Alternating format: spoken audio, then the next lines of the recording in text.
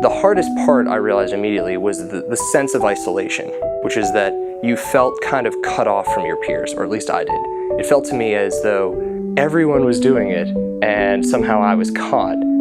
There was like a persistence of a stigma in a way too, which is that like, do I want people to know this about me? Isn't it kind of embarrassing? It felt somehow embarrassing to be caught, to be named in the newspaper, to be kind of the victim of this. Half the people that I would talk to about it would ask me, you know, what should I do? On one hand, I wanted to tell them, you know, hey, be safe, like you probably don't want to do it. But on the other hand, I had a very different reaction. I didn't want to help an organization that had hurt me. I was supposed to kind of like infect the mentality that file sharing is okay with this antivirus of, no, it's not okay, it's dangerous. And I kind of ultimately decided to try to go somewhere between those two paths.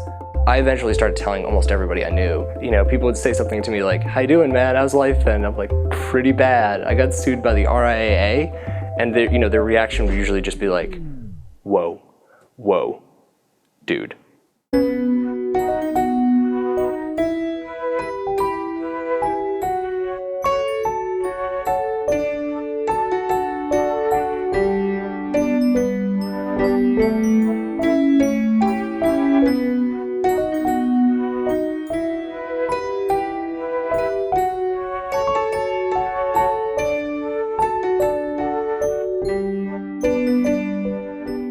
Before I was sued by the RIAA, I never interrogated what I was doing, really. It was an activity that was largely unreflected upon. And when this was going down, I remember thinking, wow, I did something wrong. And I still believe that I did something wrong. Like, I didn't have a right to take that music.